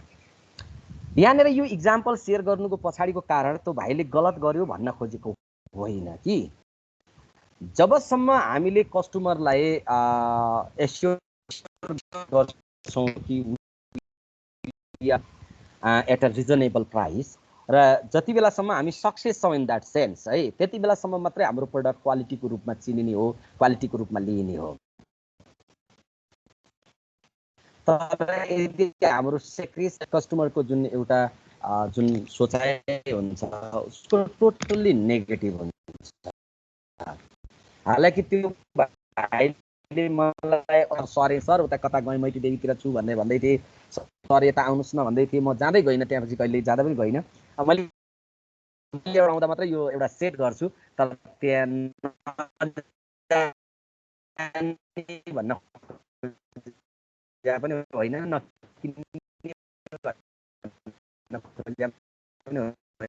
तर म जान चाहिँ नि गएको छैन है। अब भनौँ न यस्तो चिजहरू लाइफमा कुराहरू घट्छन् नै। How we are approaching our customers, म अब सरसँग कहाँ धेरै लिन सक्छु र भने, अनि सर हजुरको लागि भनेर 1900 भने, अनि म तल आएँ, त्यही प्रडक्टमा 900 पाएँ, त्यो प्यान्ट अहिले पनि छन् है। अब त्यसपछि के भयो त भन्दा कस्टमरको मन अब यो चाहिँ मान्छे यस्तै रहेछ, बहुतै सजिलो छ, तर व्यवहारिकतामा यो एकदमै फरक रहेको छ। अनि अर्को चावडा राइटको अर्को राइटको कुरा गर्दै थिएँ, right time and the right approach. Right time भन्ने हुन्छ हेर। अनि अर्को प्रोडक्टलाई अफर गर्ने, कस्टमरसँग कहिले कस्टमरसम्म पुर्याउने, त्यसको पनि टाइम। त्यसलाई as an operation manager if we are unable to offer our product and services time to the customer, the is customer ko mind ma we must be able to set right time to offer our product and services to the customer. Not only offer, okay, even important. एउटा example म आजभन्दा 2 वर्ष अगाडिको एउटा example सुनाऊ। मेरो इक्जाम्पलहरु हुन्छ, please इक्जाम्पललाई ignore गर्ने प्रश्न पुरै इक्जाम्पल बेसिक हुने गर्छ, प्लिज डोन्ट माइन्ड। अलि बोर लाग्यो भने मलाई सर बोर लाग्यो भनेर भन्दा पनि हुन्छ है। त्यस्तो भयो भने म सर र थ्योरीलाई मात्रै अगाडि बढाउँला। ओके, कन्सेप्टलाई बुझौँ है। म त्यति बेला 2 वर्ष अगाडि सिङ्गापुर, मलेसिया र थाइल्यान्डमा एउटा मोटिभेसनल स्पिकरको रूपमा गएको थिएँ है। अनि त्यहाँ मेरो 21 दिनको जर्नी थियो, टुर थियो। ठ्याक्क म यताबाट जान त ल्यापटप आफैले बोकेर लिएर गएको थिएँ। अनि सिंहले भ्याकेन्सी एनाउन्स गर्यो। मेरो नेपाल राष्ट्र अलग तहको, जस्तै तृतीय तह भन्छ, द्वितीय तह भन्छ, यी सबै तहको अफिसर लेभलदेखि सामान्य जुनियर लेभलसम्मको सबै तहको किताबहरू मसँग थियो। अनि अचानक म उता गएको बेलामा यता कोर्स अफ स्टडी नयाँ आएछ, भ्याकेन्सी एनाउन्स गरेछ। अब तपाईँले गर्न मिल्छ भने प्लिज यस्तो भएर आउनुलाई सिलेबस पठाइदिनुहोस्, म गरिहाल्छु भने किताबको मेटेरियलहरू कतिपय मसँग थियो। धेरै कुरा त मिल्दो रहेछ, तर के चेन्ज भएको रहेछ। त्यो चेन्ज भएको इन्फर्मेसन के हो भनेर फर्दर जान्नको लागि मैले पढाएका, यही शङ्करदेवमै पढेका कतिपय अन्य राष्ट्र ब्याङ्कमा काम गर्छन्, उनीहरूले केही हेल्प मागे कि मलाई मेटेरियल नदिए के गर्नुपर्छ भन्ने कुराहरू मैले सोधेँ। र म त्यही 21 दिन 7 दिन 8 दिन भित्र नै मैले सम्पूर्ण मेटेरियल ल्यापटपमा टाइप गरेर सबै आफ्नो तरिकाले भाषा उनीहरूले बुक नै मार्केटमा ल्याइहाले। अन्य पब्लिकेसनहरूले टिचर रहेछ कि अब कसलाई लेखाउने होला राष्ट्र ब्याङ्कको भनेर मार्केटमा आइसक्यो। 1.5 महिनाभित्र हामीले 3500 किताब बेच्यौँ भनेर मलाई पब्लिकेसनले मलाई 3 लाख रुपियाँ जति रोयल्टी दिएको थियो 1.5 महिनामा। अब मैले किताब निकालेको लगभग 20 दिन राष्ट्र ब्याङ्कका किताब अलग अलग पब्लिकेसनबाट निस्के र कतिपय पब्लिकेसनबाट निक्लेका किताब गुणस्तरीय थिए, राम्रा थिए। तर ती किताबहरू ती पब्लिकेसनले 500 पिस बेच्न पनि गाह्रो भयो। मैले यो सत्य घटना भने हो, यो कुनै कस्मेटिक मिलाएर। त्यही भएर हेर, समयमा यदि हामीले समयलाई चिनेनौँ भने, if we are unable to match right time, if we are unable to understand the right time for the product, then we have to split it. यो हामीले जान्नुपर्छ यस्तो कुराहरू। त्यही भएर राइट टाइम कुन हो, मार्केटमा जाने right time, because there is a heavy competition in the market. Less of the varieties product or the similar product, or we can say substitute product, are available in the market. No more.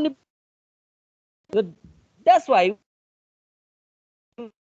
what they manufacture product त्यो कुरामा एकदमै sensitive हुनुपर्छ र विशेष गरी समयलाई हामीले ध्यान पर्छ। समय नै बहुतै मूल्यवान। हाम्रो नेपालीमा एउटा भनाइ छ नि, लगन पछिको पोते के काम भन्छ नि त। डेफिनेटली पोतेको बडो महत्त्व भनेको लगनकै बेलामा हुने हो। त्यही भएर हामीले समयलाई सही गराउन सकेनौँ भने त हामी चाहिँ नि आउने समयमा डेफिनेटली वी हेभ टु सफर।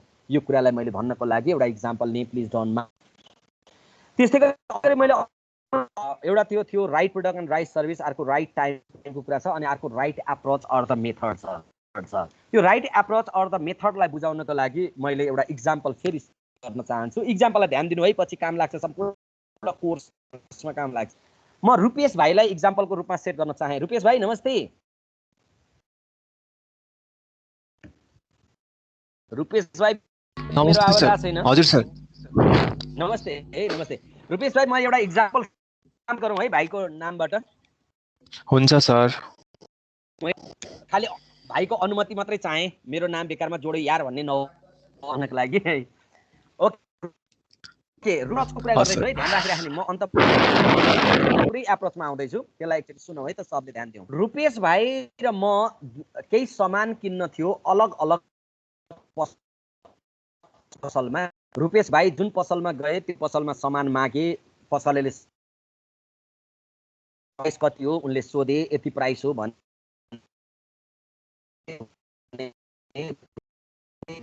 रुपेश भाइले प्राइसतिर लागे तर म जुन पसलमा सामान किन्न भनेर जाँदै थिएँ मलाई आउँदै गरेको देख्ने बित्तिकै त्यहाँको पसलेले गेट खोल्दै sir you are heartily welcome here in our shop भनेर मलाई स्वागत गर्यो मैले थ्याङ्क यू भन्दै भित्र सर सिट समय लिएर आनन्द ल्याउला नि सर एकचोटि यसो चिनापर्ची पनि गरौँ sir please have a seat भने सर के मगाउँ चिसो तातो सरले अथवा कोल्ड ड्रिङ्क के लिन चाहनुहुन्छ मैले नो थ्याङ्क्स भने होइन सर इट्स जस्ट एउटा हाम्रो कल्चर मात्रै हो सर प्लिज यसलाई सरले चिया खाँदैमा हाम्रो सामान किन्नै पर्छ भन्ने त्यस्तो do please sir be easy it's just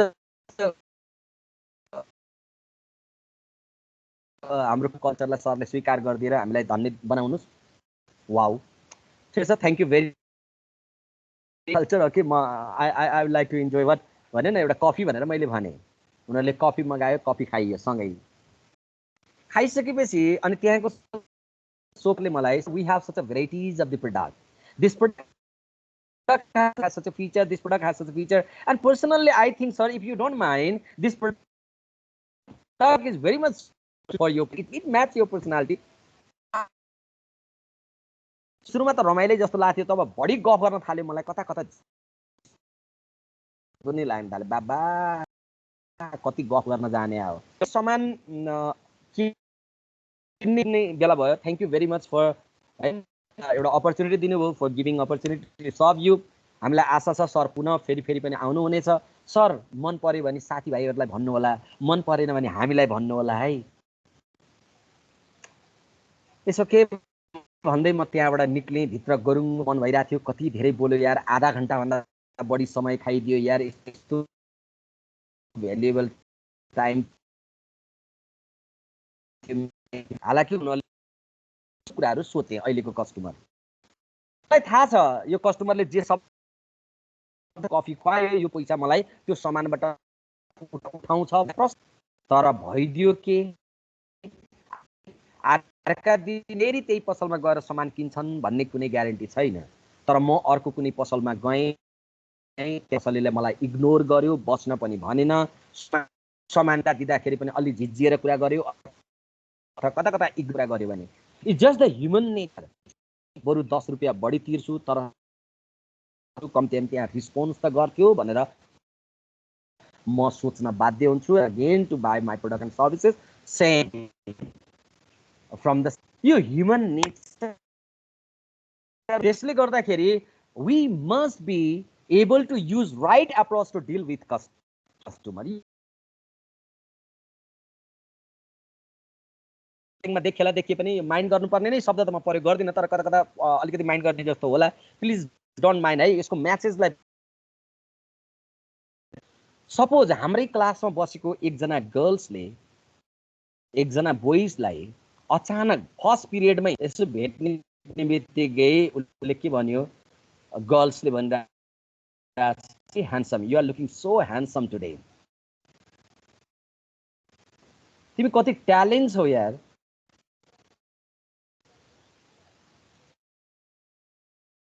भन्यो भने केटाले थ्याङ्क यू भन्छ भ बढी नफेक तँलाई बरु भन्न सिधै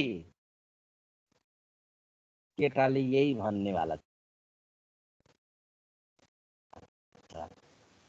ल केटाले अचानक केटीलाई क्लासमा बाइ द वे त्यही शब्द प्रयोग गर्यो कि you are looking so beautiful today cute भने पनि केटीले पनि त्यही भन्नेवाला छ थ्याङ्क यू भन्दैन त्यो हामी 21औं शताब्दीमा भयो बढी लपेट्न पर्दैन धेरै गफ नछाड तँलाई चाहियो कहाँ सहयोग चाहियो ह्यान्ड्स आउट के नोट चाहियो के चाहिँ यही भन्छ। तर यसको अर्थ होइन कि हामीले प्रशंसा घरमा गएर ब्याग राख्नुभन्दा अगाडि एकचोटि मिरर हेर्छौँ नै, फेरि फुल्क फर्केर जिन्छौँ अनि अर्को दिन बिहान 11 बजे ठ्याक्क को बहाना के हुन्छ, साथी होमवर्क गर्यो, सन्चै छौ, खाना के भयो यार, सब ठिक छ नि। डाइरेक्ट अगाडि रुचाउँदैनौँ, यसको अर्थ यो होइन कि हामी त्यो चिज कहिले पनि। Dear student, don't mind with the example.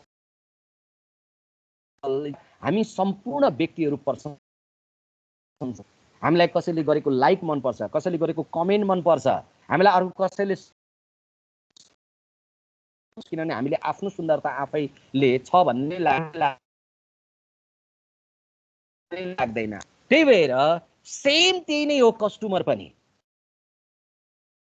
अघिल्तिर एक्सेप्ट गरोस् या नगरोस्,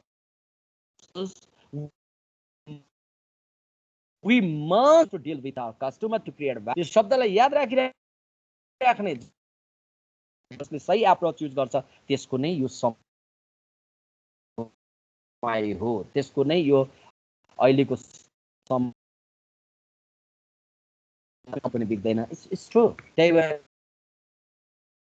we be right approach to convince to our customer, right customer। मैले चौथो पोइन्ट छ राइट कस्टमर। सबै कस्टमर हाम्रो कस्टमर होइन, सबै प्रोबेबल कस्टमरलाई fulfil the need of all probable customer. Main power, ethical लिमिटेसनको कुरा हुन्छ, फाइनान्शियल अन्य कुराहरूको यस्तो प्रोडक्ट बनाउँछु नेपाल अधिराज्यभरि सप्लाई, कल्पना गर्न त कसले छोडेको छ, तिमी गर न जति गरे, तर व्यवहारमा उतार्न त। त्यही भएर we have to segment the customer on the basis of the different criteria, like what, जस्तै एज होला, जेन्डर होला, हैन, इन्कम होला, टेरिटोरी और एरिया होला। त्यसको आधारबाट पहिला कस्टमरलाई हामीले सेगमेन्ट गर्नुपर्छ, छुट्याउनु पर्छ, and we have to target the customer। नगरिकन यदि हामीले डाइरेक्ट कस्टमरलाई प्रोडक्ट बनाउन थाल्यो भने आउने समयमा हुन सक्छ त्यो कस्टमरको पुरा हुन सक्छ हामी गलत ट्र्याकबाट हिँडिराखेको होला। त्यसले गर्दाखेरि targeting customer is very essential, or customer is very essential to have. जस्तै भनौँ न 5 स्टार होटलले लो इन्कम प्रोफाइल भएको, मिडियम इन्कम प्रोफाइल भएको कस्टमरलाई उसले टार्गेट गरेकै होइन, तर त्यसले कहीँ लेख्या त छैन नि गरिबलाई यहाँ छिर्न मनाइ। सही कुरा हो, उसको टार्गेट कस्टमर भित्र त्यो गरिब मान्छे पर्दैन, मिडियम इन्कम प्रोफाइल भएको व्यक्ति पर्दैन भने, तर त्यसलाई छिर्न नदिने भने कस्टमर। यो चाह सर्भिस, अर्को कुरा right time or the timing, अर्को right approach or the method, and finally right customer. The 4 rights are very essential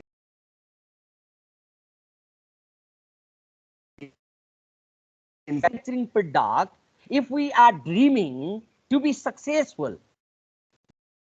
worthless thing okay we are thinking यो हुन सक्दैन। have right plan to create value on our product and services। how we are searching for, what time we are just setting to offer our product and services to the customer to whom we are manufacturing product। we must sure हामी पहिल्यै यस्तो कुराहरुमा sure हुनुपर्छ, and then only we can approach, and then only we can what they create value on our product and service। अब मैले भाइ बहिनीहरुसँग आज कोर्सलाई धेरै अगाडि, if you don't mind, यदि मलाई अनुमति दिन्छ भने म एउटा एक्जाम्पल शेयर गरौँ यही 4 राइट्स सँगै अनि म शेयर गर्दिन है।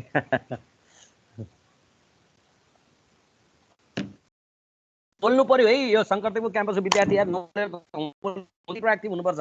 बिचमा मन परेन भने सर मन परेन भनिहाल्ने, मन पर्यो भने सर भनिहाल्ने, इन्टरेक्सन त हुनै हुँदैन। हामी त के कहाँ लिड गर्ने भोलि बिहान के गरौँ, म एक्जाम्पल शेयर गरौँ या नगरौँ, एउटा केही गर्छु गर्ने भए पनि म त्यसलाई बडा मिठो तरिकाले सुनाउ।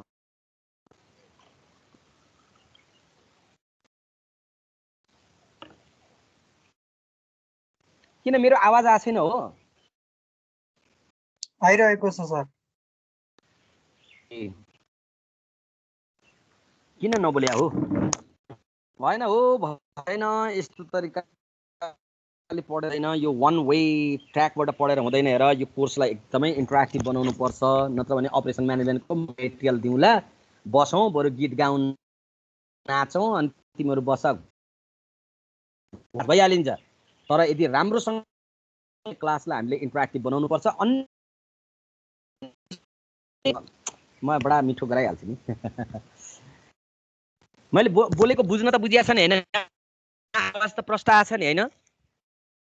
सर बेला बेलामा अड्किरहेछ। एकदमै अड्किरहेछ ठाउँमा।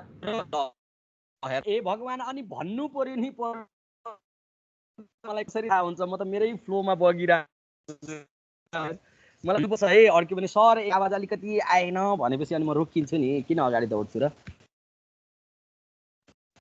आनन्दसँग जानुपर्छ।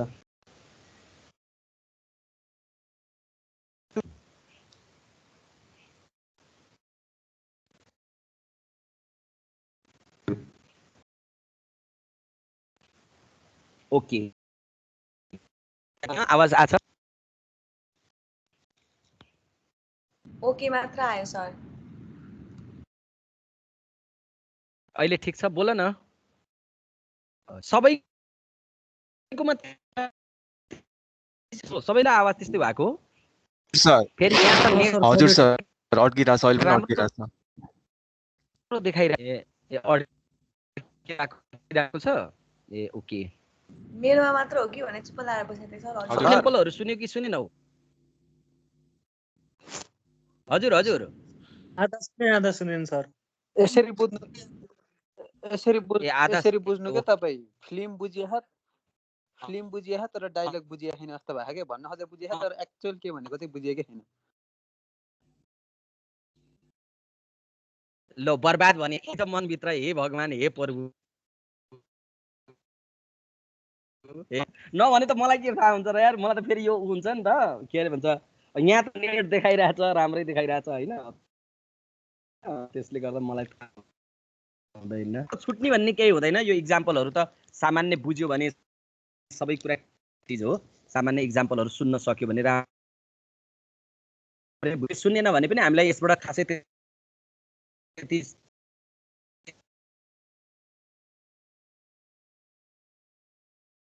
धेरै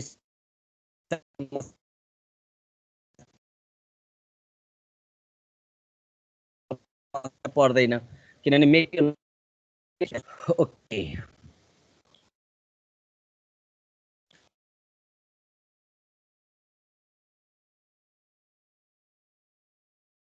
चावडा राइटको कुरा त सुनिने है हैन? सर अहिले त झनै अड्क्यो, केही पनि बुझिएन। सरले होइन भने मात्र अहिले झनै आएको छैन? हजुर, धेरै र पर्दैन भनेर मात्रै सुनियो।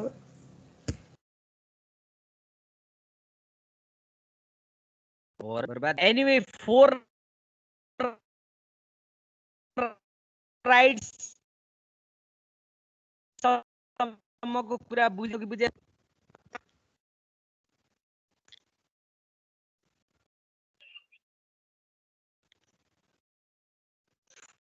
फोर राइटको कन्सेप्ट अहिले आवाजै गएको छैन क्या हो? सुन्ने कि छैन क्या हो?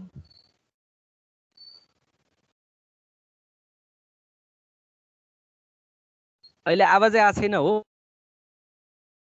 अहिले आयो सर।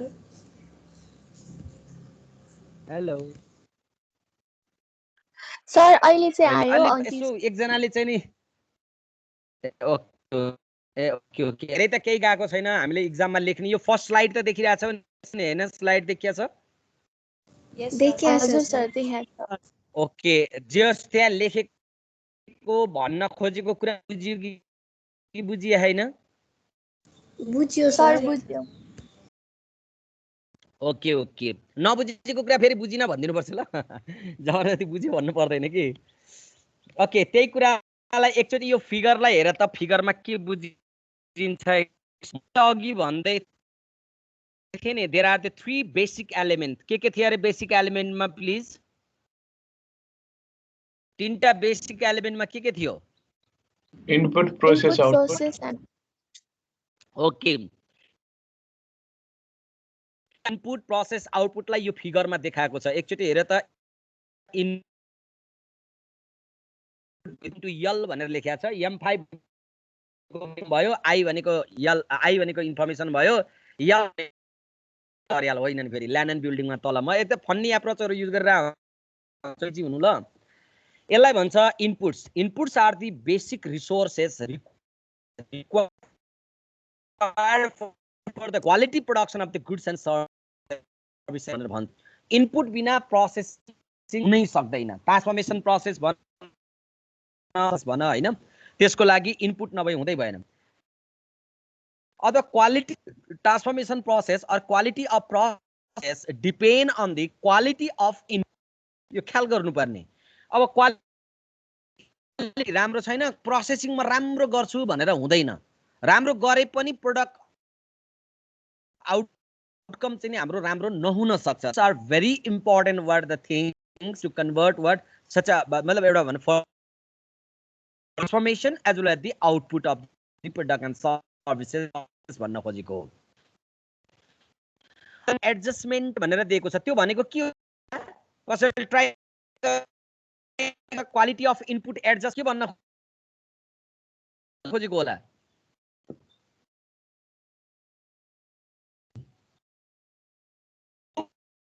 भनेको भनेको जस्तै भने हामीले प्रोसेसिङमा लैजानु भन्दा अगाडि कन्भर्सन गर्नु भन्दा अगाडि we must be sure that the quality of inputs is as per what the expectation हाम्रो एक्सपेक्टेसन अनुसारको इनपुट्स जस्तै अप टु डेट छ फन्ड क्यापिटलको प्रब्लम छैन हरेक चीज भन न management information land and building perfect छ भनेर स्योर हुने कुरालाई नै क्वालिटी अफ इनपुट्स एडजस्टमेन्ट भनेको हो आवाज सुनिया अहिले आवाज आछ कि छैन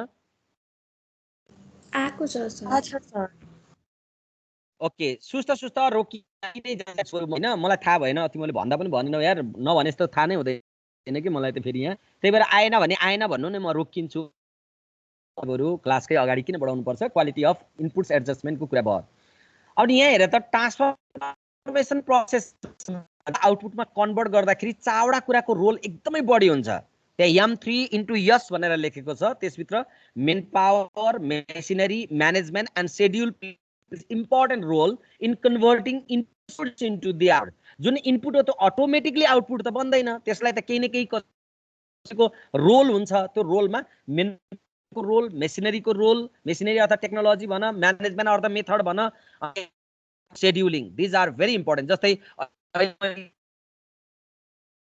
मैले यही भाइ बहिनीहरुलाई जे कुरा देखि क्लास 1 बजेसम्म भनेको छ right त्यसले गर्दा these are the important component of transformation process in converting inputs into the what outputs है त्यही भएर हाम्रो यो चारवटा कुरालाई m3 * s भनेर लेखेको छ अनि outputs are the end results तर आउटपुट जानु भन्दा अगाडि अलि यतापट्टि हेर त त्यहाँ quality of output monitoring and evaluate we must be sure the what the outcomes that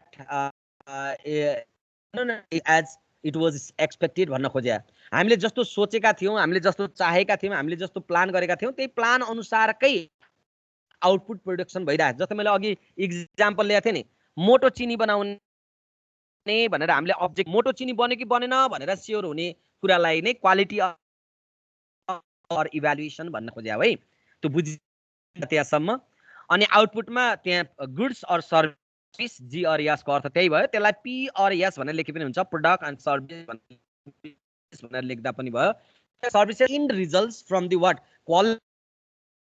quality processing त्यसबाट बुझ्नु पर्यो फिडब्याकमा just comparison between what the standard product and the actual product त्यसको कम्प्यारिजन हो यसको साथसाथै यहाँ माथिपट्टि फ्लक्चुएसन्स भनेको छ यो ऱ्यान्डम फ्लक्चुएसन भनेको मैले त्यहाँ ब्राकेटमा लेखिदिएको छु अनप्लान्ड अर एज होइन, जस्तै स्ट्राइकहरू होला, लेबर टर्नओभर होला, लोड सेडिङ प्रब्लम्सहरू होला, जसलाई हामीले प्लान गर्न, जस्तै भनौँ न अहिले म यहाँ पढाइराखेको छु, कतिपय आवाजहरू सुनिएन, यस्तो भइरहेछ भन्ने हाम्रो कम्प्लेन अहिले आइरहेछ नि, यो भने के हो, अनप्लान्ड हो, is just the random fluctuation that simply interrupt our transformation process. मसँग भएको जुन इन्फर्मेसन हो, मसँग भएको जुन नलेज हो, I am just transferring here, right, using such एउटा भर्चुअल एउटा कार्यक्रमबाट मैले यसरी ट्रान्सफर गर्दैछु। तर यहाँनिर अलिकति डिस्टर्बेन्स केले गरिरहेछ त भन्दा हाम्रो नेटले अलिकति प्रब्लम दिइरहेछ, आवाज प्रष्ट बुझिएको छैन। It's simply call random fluctuation that interrupt our what the transformation process. It is beyond the what our plan भनौँ न। ऱ्यान्डम फ्लक्चुएसन भनेको अनएक्सपेक्टेड हो, अनप्लान्ड हो, जसलाई प्लान गर्न यति गते स्ट्राइक हुन्छ भनेर हामीले प्लान गर्न सक्छौँ? नेभर, सक्दैनौँ। यति गते मेसिनरी भाँचिन्छ भनेर हामी प्लान गर्न सक्छौँ? सक्दैनौँ। यति गते लोड सेडिङ हुन्छ, हामीले मेसिन चलाउँदा चलाउँदै लोड सेडिङ हुन्छ भनेर हामी भन्न सक्छौँ? सक्दैनौँ। यति गते लेबरले छोड्छ भनेर वर्षको सुरुमै हामीले प्लान गर्न सक्छौँ? सक्दैनौँ। The all are called what the random fluctuation that simply interrupt our what the transformation process. तर पनि as an operation manager, we must be very much aware about the random fluctuation type of event. त्यस्तो किसिमको प्रब्लम्सहरुमा पनि हामी aware हुनुपर्छ and we must be responsible. हामी responsible हुनुपर्छ त्यस्तो कुराहरुमा पनि। जस्तै अहिले यहाँ पढाउँदा नेटले राम्रो भएन भने यहाँ भाइ बहिनीहरुलाई दोष दिने कुरो होइन। I have to say sorry. Even such a problem cannot be planned from here. यहाँबाट मैले अहिले प्लान गर्न सक्दिन, तर पनि I have to say sorry. मैले सरी भन्नुपर्छ। हो, यस्तै कुराहरु हो ऱ्यान्डम फ्लक्चुएसन। मैले एउटा कुरा सोध्छु है, सबैलाई एकचोटी उत्तर देऊ है त। एउटा शंकरदेव क्याम्पसमा हामीले गार्डहरु राखेका छौं। शंकरदेव क्याम्पसको भित्रपट्टि जुन सेक्युरिटी गार्डहरु राखिया थियो त्यसको भित्र भएको कुनै सामान अथवा टेबल बेन्च अथवा ल्यापटप कुनै कम्प्युटर चोरी भयो भने यहाँनेर कसले सरी भन्नुपर्छ? कसको फल्ट हो भन त ल?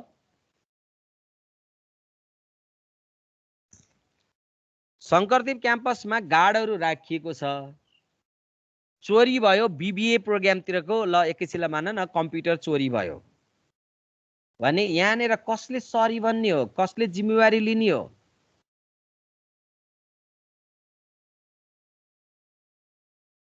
गार्डले। अरु कसैलाई केही भन्नु छ?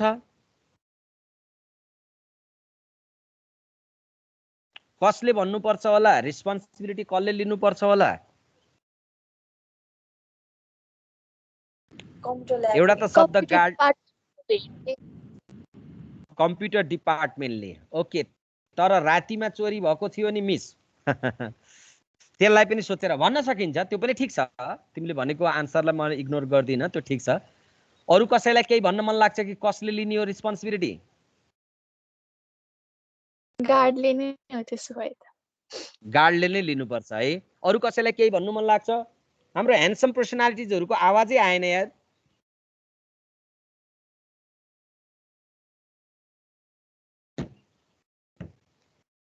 के छ भास्कर भाइ, कसले लिने हो? गार्डले लिने कि अब क्याम्पस चिफले लिने हो कि अथवा कम्प्युटरको त्यो उनीहरुले लिने हो कि कसले लिने चोरी भयो कम्प्युटर?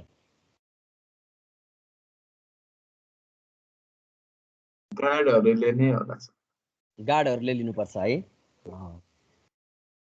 ठीक छ, झट्ट हेर्दाखेरि हामीले भन्दाखेरि गार्डले नै भन्ने हो, तर हामीले बाहिर मेसेज दिँदाखेरि गार्डले भन्न मिल्दैन। यसको सबभन्दा ठुलो रिस्पोन्सिबिलिटी भनेको क्याम्पस चिफले लिनुपर्छ। ल हेर है, अब यो कुरो नै उल्टो पर्यो। अनि क्याम्पस चिफले यसको जिम्मेवारी लिइसकेपछि दोस्रोमा जिम्मेवारी लिनुपर्छ हाम्रो बीबीए डाइरेक्टर सरले, डेपुटी डाइरेक्टर सरहरूले। अनि तेस्रोमा यसको जिम्मेवारी लिनुपर्ने भनेको बल्ल गार्डहरूले हो। जस्तै एकैछिन है त, यहाँ मैले भाइ बहिनीहरूलाई राम्रो पढाउने कोसिस गरेँ। क्लासमा कोही एब्सेन्ट पनि थियो, इक्जाम दिए भाइ बहिनीहरूले र अपरेसन म्यानेजमेन्टमा सपोज हुनै नसक्ने कुरा फेल भइदिए। अनि यहाँनेर फल्ट कसको होला? कसले कसको कमी कमजोरी हो भनेर मान्ने? शङ्करदेव क्याम्पसको रिजल्ट बिग्रियो, अपरेसन म्यानेजमेन्ट सब्जेक्टको रिजल्ट बिग्रियो, जिम्मेवारी कसले लिने होला?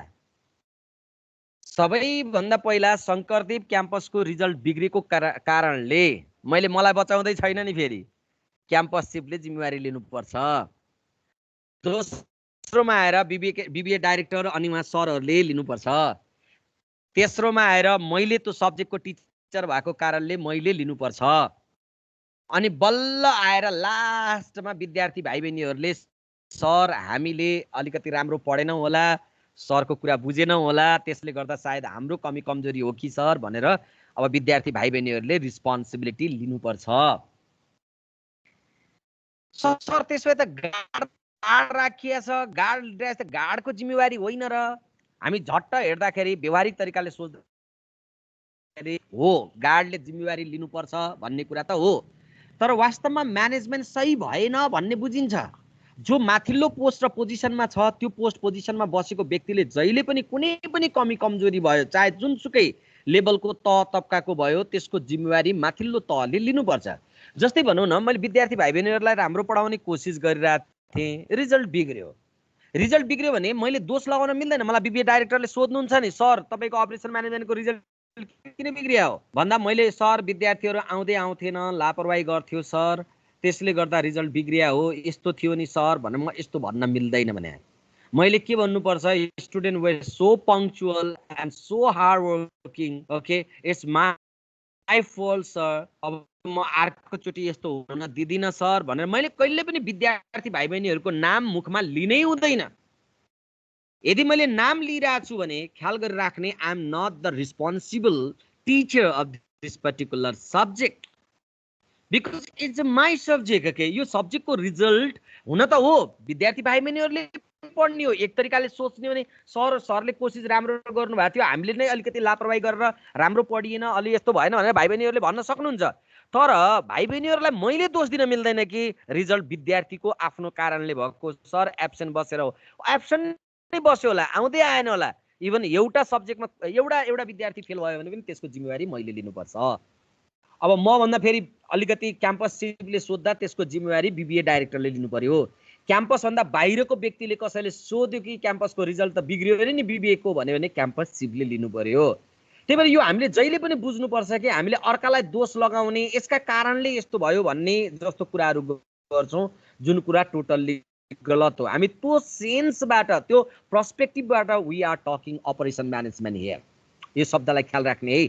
डेफिनेटली हामी इन्टरनल एउटा उसमा क्याम्पस बिबिए डाइरेक्टरले भन्न सक्छ कि तपाईँहरूलाई गार्ड राखिएको थियो, यो त तपाईँहरूले चाहिने यो चाहिँ तपाईँहरूको कमी कमजोरीका कारणले हाम्रो चोरी भयो, यहाँ कम्प्युटर चोरी भयो, यसको जिम्मेवारी तपाईँहरूले लिनुपर्छ। हामी इन्टरनल्ली ती कुराहरू भनौँला पनि, तर बाहिरको मान्छे कसैले सोध्यो, कुनै रिपोर्टर्सले सोध्यो भने त्यति बेला हामीले होइन sir it's extremely sorry, it our fault भनेर हामीले आफ्नो जिम्मेवारीमा त्यो कुराहरू लिन सक्नुपर्छ। त्यही भएर manager not by just holding the chair of the manager भनिन्छ क्या, manager just not by just मतलब आवर सर्टिफिकेट, म्यानेजर हाम्रो सर्टिफिकेटबाट बन्ने होइन भने, manager just holding the chair हुने भन्ने होइन, manager on the basis of the performance हो। यदि मैले अपरेसन म्यानेजरको टिचर भइसकेपछि मैले पुरै रिस्पोन्सिबिलिटी लिन सक्दिनँ भने I am not the person expected for this particular word the subject. त्यही भएर मैले यसरी लिनु पर्यो। यो सेन्सबाट हामीले यो कन्सेप्टलाई पढ्नुपर्छ। जो माथिल्लो पोस्ट पोजिसनमा छ उसले जहिले पनि रिस्पोन्सिबिलिटी लिनुपर्छ। हामी मध्ये कतिपयले देखिरहेको हुन्छ पोस्ट पोजिसनमा बसिरहेको हुन्छ, उसले के भनिरहेको हुन्छ, plan, I had such a plan, but government instability, union problem, dropped my plan आदि इत्यादि। यो भन्ने अधिकार हुँदैन भने, यदि यस्तो भन्ने हो भने पहिला राजीनामा देऊ, अर्गनाइजेसनबाट बाहिर आऊ अनि रोडमा आएर बोल ती कुराहरू। पोस्टमा बस्ने, पोजिसनमा बस्ने, तलब सुविधाहरू लिने अनि दोष अर्कालाई देखाउन कहिल्यै पनि मिल्दैन। हामीले यो सेन्सबाट अपरेसन म्यानेजमेन्टको कन्सेप्टलाई पढ्नुपर्छ। यो कुरालाई ध्यान राखिराख्ने। Though we are the head of the department, मैले अघि नै भनिसकेको छु। हामी डिपार्टमेन्ट हेड हो, त्यो डिपार्टमेन्टमा हुने जति पनि कमी कमजोरी हुन्छ होला, जुनसुकै एउटा पर्टिकुलर व्यक्ति समूहको होला, ग्रुपले गरेछ होला, तर बाहिरको समूहसँग मैले यदि जिम्मेवारी गर्नु पर्यो भने अरूलाई थोपा पार्न मिल्दैन। मैले मेरो फल्ट हो किन because I am the head of the department भन्ने सेन्सबाट एक्सेप्ट गर्न सक्नुपर्छ। त्यही कुरालाई नै हामीले विशेष गरी यहाँनिर बुझ्नुपर्ने हो। त्यही भएर भनौँ न, हामीले सर लोड सेडिङमा त मैले के गर्न सक्छु त, केही गर्न सक्दिनँ भन्न मिल्दैन। जस्तै अहिले यहाँ भाइ बहिनीहरूले मेरो आवाज प्रष्ट सुन्नु भएन, आवाज नसुनेको हुनाले क्लास राम्रोसँग बुझिएन भन्ने कुरा आयो नि, यो आएपछि भन्नु हुँदैन कि नेटको प्रब्लम, मैले के गर्न सक्छु र यस्तो उत्तर दिन मिल्दैन। Because I am the responsible person, I have to say sorry, I have to wait, and I must try to what convince you all again. मैले समय लिएर यसरी बताउनु पर्छ हो। जबसम्म हामीले यो पर्सपेक्टिभबाट डिल गर्दैनौँ तबसम्म हामी इनकम्प्लिट छौँ, हामीले रिस्पोन्सिबिलिटी सही तरिकाले लिन जानेका छैनौँ भन्ने अर्थ लाग्छ है। यो शब्दहरू सुन्यौ, मैले के भने भन्ने सबले सुन्यौ? आवाज आएको थियो अहिले? अच्छा हैन, ओके। केही कुरा कसैलाई केही भन्नु छ यस विषयमा? केही भन्नुपर्ने भए भनिहाल्नु ल। एकदम बोइज एन्ड गर्ल्स एकदम यार इन्टरेक्टिभ बनाउन हो। नजाने म जानिन भन्ने, बुझेन बुझिन भन्ने त्यो चाहिँ नि गर्नु नै पर्छ है हामीले। अब जे छ अहिले तत्काललाई पछि अलि पछि 1.5 महिनापछि काठमाडौँतिर गएपछि त समस्या हुँदैन, तर यहाँ तनहुमा अलिकति त्यस्तो समस्या हुन पनि सक्ला। हुन त मैले अब बिहानदेखि नन स्टप पढाइरहेको छु, तर यो दिउँसोको समयमा अलिकति डिस्टर्ब भएको हो कि जस्तो मलाई लाग्यो। तर मलाई यही कम्प्लेन पनि गरेको थिएनन् कि अहिले बल्ल तिमीहरूले भनेपछि बल्ल मलाई थाहा भयो यो कुरा पनि। Okay, no problem. मैले यसलाई फेरि मैले के अरे रिकल गर्दै गएको हुन्छु हरेक नयाँ क्लासमा। पुरानो हामीले के पढ्यौँ भन्दै म भन्दै गएको हुन्छु, त्यसले गर्दा no need to worry. Okay, तर साह्रै प्रब्लम आयो भने मलाई भन्नु, मैले त्यसलाई रोकेर भए पनि बरु अर्को दिन पढाउँला, अर्का क्लासमा फेरि पढाउँला। हामीलाई अहिले आत्तिहाल्नु पर्ने कुरा केही पनि छैन है, हामी त्यसरी अगाडि बढ्छौँ है। अब हेर त त्यही कुरालाई हामीले कसरी लेख्ने, हामीले कसरी बुझ्ने त म त्यो यो फिगरलाई म देखाइराखेको थिएँ, पक्कै सबैले बुझ्यो होला यो फिगरलाई। अब यहाँनिर हेर त त्यो फिगरलाई एक्सप्लेन कसरी गर्ने हो, कुन कुन सेन्टेन्सबाट गर्ने हो भन्ने कुरा मैले यहाँ लेखिदिएको छु। त्यो प्लिज एकचोटि स्लाइडलाई एकचोटि सर पढ त, सबैले पढ्दा पनि हुन्छ। Mainly operation management has its 3 basic element. मैले अघि नै भनिहालेँ, इनपुट, प्रोसेस एन्ड आउटपुट्स। यो सेन्टेन्सहरू योभन्दा तलमाथि लेख्न जति पनि पाइन्छ, तर यो छुटाउनु भएन कि, यस्तो सेन्टेन्सहरू छुटाउनु भएन है। Inputs are the basic resources that are useful for effective processing and quality production of the goods and services. त्यो माथिको फिगरलाई डिफाइन गरेको कुरा यही नै हो, त्यहाँभन्दा बढी गर्नु पर्दैन। अनि inputs may include material, manpower, machinery, money or capital, management or method, हैन? त्यसै गरी information, land and building, also popularly known as what 5M into I into L। अब त्यो यो त सर्ट फर्म, यो सूत्र मात्रै दिया हो, त्यो नलेख्दा पनि हुन्छ। त्यसै गरी processing is known as heart or measure to the operation activity, essential for what converting inputs into the outputs. त्यसै गरी processing may includes manpower, machinery or technology, management, scheduling, also known as what M3 त्यसै गरी outputs are the results from the quality inputs and processing as either or both है। यी कन्सेप्टहरू हामीले विशेष गरी operation म्यानेजमेन्टमा हामीले बुझ्नुपर्ने कुरा हो। अब यसको साथसाथै त्यहाँ भाइ बहिनीहरूसँग किताब छैन होला भन्ने सोचेर मैले यो केही बुकको डेफिनेसनहरू, कुनै अथरहरूले दिएको डेफिनेसन अथवा कुनै एक्सपर्टले दिएको डेफिनेसनहरू यहाँनिर सर राखिदिएको छु है। यसलाई सर आफूले घोक्न सक्यो भने, पढ्न सक्यो भने यो पनि राम्रो नै हो। सबै यहाँका कुराहरू अगाडि आइसकेका छ, सबै कन्सेप्टहरू आइसकेका छ। यदि कसैको डेफिनेसन आफूलाई रट्न मन लाग्यो, घोक्न मन लाग्यो भने सर यो यसो पढ्दा हुन्छ। सबै उतापट्टि मैले राखेको डेफिनेसन र यहाँको कुराहरू मोरलेस सेम नै छ, यहाँ नयाँ कुराहरू पनि छैन। यति कुराहरू सर र यो भाइ बहिनीहरूलाई राखिदिएँ है। यो स्लाइड एकचोटि सर र पढ्ने कुरालाई त म किन उ गरिराखौँ र, मलाई त्यस्तो लाग्छ होइन। अब एउटा सानो हामीसँग 10 मिनट जति समय छ, यसमा अब्जेक्टिभ म्यानेजमेन्ट पढौँ या नपढौँ, के भन्छौ भन त? थकै लागेको भए यही रोकिदिउँ, यसलाई अब्जेक्टिभलाई पनि कभर गरौँ या नगरौँ आज? सर अर्को क्लासमा गरौँ न। अर्को क्लासमा हुन्छ, त्यही गरौँ। अर्को क्लासमा हामीलाई यसलाई फर्दर डिस्कस गरौँला है। ओके, मैले आजको डिस्कसनलाई एकछिनलाई यहाँनिर रोक्छु। म एउटा दुईटा कुराहरू अरू गर्छु। सुरुमा एटेन्डेन्स लिइहालौँ।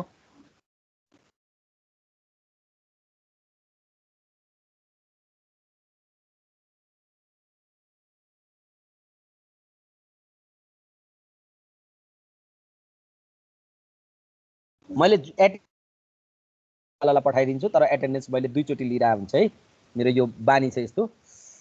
ओके, अनि के छ अहिले यो अलिकति नेटले थोरै डिस्टर्ब गरेछ, त्यसको लागि म एकदमै क्षमाप्रार्थी छ, माइन्ड नगर्नु यसलाई। बरु सुस्त फेरि मैले अर्को क्लासमा, अर्को हप्ताको हाम्रो क्लासमा मैले थोरै यसको ब्रिफिङ गरिदिन्छु, मेन कुरा के थियो यसमा बुझ्नुपर्ने त्यो कुराहरू म भन्छु नै। अनि साह्रै डिस्टर्ब भयो भने मलाई रोक्नुपर्छ है, मलाई त थाहा हुँदैन नि त, म त मेरो फ्लोमा गइरहेको हुन्छु होइन, नेट चलिरहेको होला भन्ने। मैले त हुन त छेउमा मोबाइल लिएर मोबाइलमा पनि नेट जोडेर कतै डिस्टर्ब हुन्छ कि भनेर म त सोची त रहेको हुन्छु, तर पनि थाहा नहुन सक्छ। त्यस्तो भयो भने मलाई प्लिज इन्फर्म गर, त्यस्तो भयो भने अनि त्यो सजिलो हुन्छ कि।